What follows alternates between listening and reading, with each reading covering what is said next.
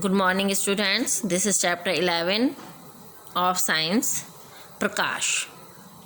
Reading start करते हैं। प्रकाश के अभाव में हम अपने आसपास की वस्तुएं देखने में भी असमर्थ हो जाते हैं। प्रकाश की अनुपस्थिति में हमें वस्तुओं का अनुभव करने के लिए अपनी स्पर्श संवेदना का प्रयोग करना पड़ता है। प्रकाश भी एक प्रकार की ऊर्जा है।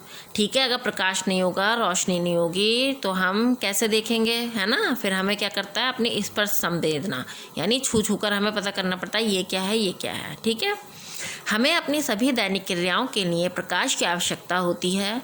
प्रकाश के उपयोगों में सबसे महत्वपूर्ण उपयोग हरे पौधों द्वारा सूर्य के प्रकाश की उपस्थिति में भोजन का निर्माण करना है। प्रकाश का वेग। प्रकाश एक स्थान से दूसरे स्थान तक बड़ी तीव्रता से गति करता है। ठीक है, प्रकाश जो है एक स्थान से अगर दूसरे स्थान पर जाएगा तो बहुत तेज़ी से जाता है। वायु में प्रकाश का वेग 3 × 10⁸ मीटर पर सेकेंड या 3 × 10⁵ किलोमीटर प्रति सेकेंड अथवा 3 लाख किलोमीटर पर सेकेंड, ये सब एक ही हैं। ठीक है, ये होता है। अब आता है प्रकाश के स्रोत। ठीक है, प्रकाश के स्रोत क्या है, यानी प्रकाश हमें किन किन चीज़ों से प्राप्त होता है। प्रकाश के मुख्य स्रोत हैं प्राकृतिक स्रोत तथा कृत्रिम स्रोत। ठीक है, दो तरह के स्रोत होते हैं, एक तो प्राकृतिक होते हैं और एक कृत्रिम होते हैं। ठीक है, प्राकृतिक यानी जो हमें प्रकृति से प्राप्त है और कृत्रिम जो हमें मनुष्य द्वारा बनाए गए हैं। फर्स्ट देखिए, प्रकाश के प्राकृतिक स्रोत। कुछ आकाशीय पिंड ऐसे होते हैं जिनका स्वयं का प्रकाश होता है। ये आकाशीय पिंड प्रकाश के प्राकृतिक स्रोत कहलाते हैं। जैसे फर्स्ट आता है आपका सूर्य। प्रकाश का सबसे अधिक बड़ा और महत्वपूर्ण स्रोत सूर्य है। सूर्य एक अत्यंत चमकीला ग्रह है। पृथ्वी से लगभग 150 × 10⁶ किलोमीटर दूर होने पर भी यह पृथ्वी पर असीमित प्रकाश फैलाता है। पृथ्वी से बहुत दूर होने पर भी यह बहुत प्रकाश फैलाता है ना। दिन में कितना प्रकाश होता है। सूर्य का प्रकाश जीवधारियों के लिए बहुत उपयोगी है।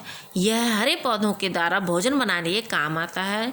पौधों के पत्तों को हरा बनाए रखने, हानिकारक जीवाणुओं को मारने के लिए बहुत उपयोगी है।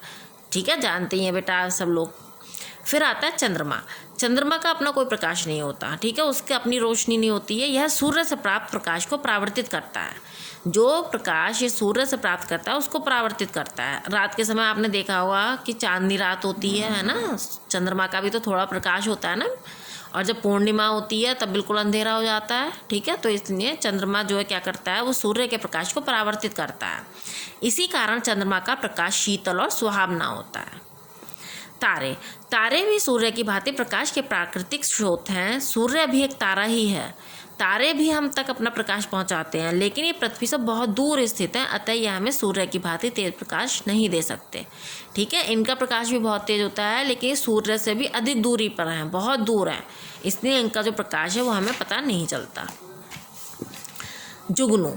जुगनू एक कीट है। अंधेरी रात में इसका प्रकाश अत्यंत सुंदर लगता है। इसका प्रकाश मंद तथा शीतल होता है। जुगनू देखा बेटा आप लोगों ने, गांव में बहुत होते हैं जुगनू, और देखे होंगे आपने। ठीक है, उनका भी प्रकाश अपना होता है, लेकिन वो बहुत ही मंद और शीतल होता है। फिर आता है प्रकाश के कृत्रिम स्रोत। प्रकाश के कुछ अन्य स्रोत कृत्रिम अथवा मानव निर्मित भी हैं, जैसे मोमबत्ती, तेल का लैंप, बल्ब, विद्युत ट्यूब, विद्युत बल्ब आदि। रात के समय प्रयोग किए जाने वाले प्रकाश के स्रोतों में विद्युत ट्यूब एवं बल्ब प्रमुख हैं। आजकल अधिक चमकीले प्रकाश के लिए सोडियम वाष्प लैंपों तथा मरकरी लैंपों का भी प्रयोग किया जाता है। ठीक है, मरकरी लैंपों का। जलती हुई मोमबत्ती, दिए, स्प्रिट लैंप, गैस के हंडे तथा लालटेन आदि भी प्रकाश के स्रोत हैं। गैस के हंडे क्या हैं, ये पेट्रोमैक्स जिनको बोलते हैं। ठीक है, ये सब भी प्रकाश के स्रोत हैं, और ये सब कैसे कृत्रिम स्रोत हैं, इन्हें मानव द्वारा बनाया गया है। प्रकाश के गर्म तथा शीतल स्रोत। प्रकाश के विभिन्न स्रोतों की प्रकाश उत्पत्ति भिन्न भिन्न होने के कारण उनमें से कुछ स्रोत गर्म तथा कुछ शीतल होते हैं। अब आपका आता है दीप्त तीव्रता। प्रकाश के कुछ स्रोत चमकीले होते हैं, जबकि कुछ अन्य स्रोत धुंधले होते हैं। किसी मोमबत्ती, विद्युत बल्ब अथवा सूर्य जैसे प्रकाश के स्रोत से निकलने वाला स्रोत सभी दिशाओं में फैल जाता है, परंतु जो जो प्रकाश अपने स्रोत से दूर होता जाता है त्यों त्यों उसकी तीव्रता मंद होती जाती है। प्रकाश के स्रोत से चमकीलेपन को उसकी दीप्त तीव्रता कहते हैं। ठीक है, प्रकाश का जो स्रोत होता है उसके चमकीलेपन को क्या कहते हैं, उसकी दीप्त तीव्रता कहते हैं। पहले इसे मोमबत्ती की चमक की इकाइयाँ अर्थात कैंडल पावर से तुलना करके मापा जाता था। प्रकाश स्रोत की दीप्ति की आधुनिक इकाई ल्यूमेन है। एक candle power equal to 12.56 lumen, यानी 700 ल्यूमेन इजकल टू 1 वाट। ठीक है, वाट चलते हैं ना, 200 वाट का बल्ब है, 400 वाट का बल्ब है, तो 1 वाट में कितने होते हैं? 700 ल्यूमेन होते हैं। किसी दिए गए धरातल को ल्यूमेन प्रति इकाई क्षेत्र में दीप्त को फुट कैंडल कहते हैं। इसकी आधुनिक इकाई लक्स है। 1 foot candle equal to 10.76 lux. दीप्त तथा अदीप्त वस्तुएं, जिन वस्तुओं में स्वयं का प्रकाश होता है उन्हें दीप्त वस्तुएं कहते हैं, जैसे सूर्य, तारे, जुगनू आदि। ठीक है, जिनमें अपना प्रकाश होगा, इन्होंने एग्जाम्पल भी दिया, सूर्य, तारे, जुगनू आदि, वो दीप्त वस्तुएं हैं।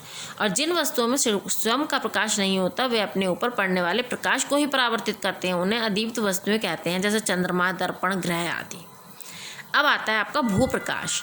पृथ्वी से टकराकर परावर्तित हुए सूर्य के प्रकाश को भूप्रकाश कहते हैं। ठीक है, पृथ्वी से टकराकर जो सूर्य का प्रकाश परावर्तित हुआ है उसे भूप्रकाश कहते हैं। हम इसे पृथ्वी पर रहकर भी देख सकते हैं।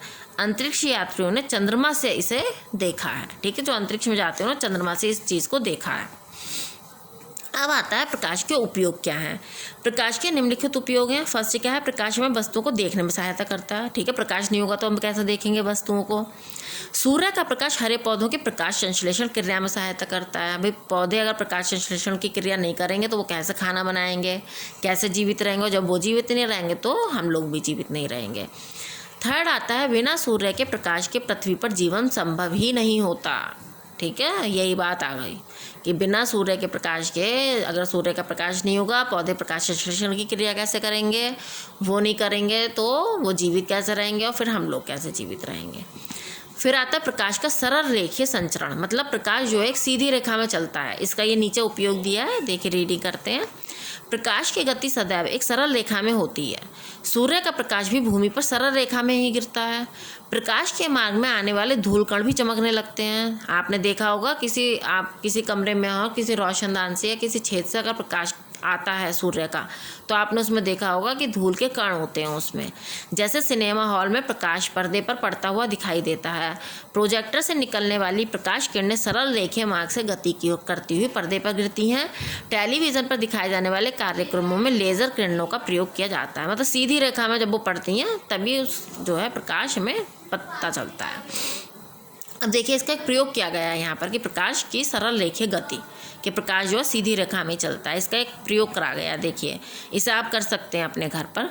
गत्ते के 3 टुकड़े समान आयताकार वाले लेकर उनके मध्य में सलाई से एक एक छिद्र कीजिए। तीनों छिद्र एक समान ऊंचाई पर ही होने चाहिए। एक से बोर्ड ले लीजिए आयताकार वाले, ठीक है, और उनमें एक ही जगह पर आपको छिद्र करने हैं। तीनों गत्तों के नीचे आधार लगाकर उन्हें मेज पर परस्पर कुछ दूरी पर इस प्रकार रखें कि तीनों के छेद एक सरल रेखा में हों। देखिए जैसा इन्होंने स्टैंड पर लगा के करें और एक ही रेखा में छिद्र हैं। एक जलती हुई मोमबत्ती मेज पर ऐसे रखें कि उसकी लौ तथा तीनों गत्तों के छेद एक सरल रेखा में रहें। ये रखें नौ मोमबत्ती, ठीक है, यानी इसकी लौ और ये छेद जो है तीनों एक ही रेखा में आना चाहिए। पहले आपको ऐसे रखना है। मोमबत्ती की लौ को तीसरे गत्ते के छेद के दूसरी ओर से देखिए। मोमबत्ती इधर है, क्या आपको इधर से देखना है। मोमबत्ती की लौ स्पष्ट दिखाई देती है, ठीक है, सीधी, अगर आप देखेंगे तो सीधी दिखाई देगी। अब तीनों गत्तों में से किसी एक गत्ते को हटाकर उसकी जगह एक दूसरा गत्ता जिसका छिद्र बाकी दोनों गत्तों के छिद्रों से अलग हो रख दीजिए, ठीक है। अब जो तीसरा एक गत्ता कोई सा भी हटा दें हम, ठीक है, हम जो समान छेद वाला उसको हटा के हम एक दूसरा गत्ता लगाएं जिसमें छेद कहीं और बना दें। फिर देखिए क्या होता है। अब अंतिम गत्ते के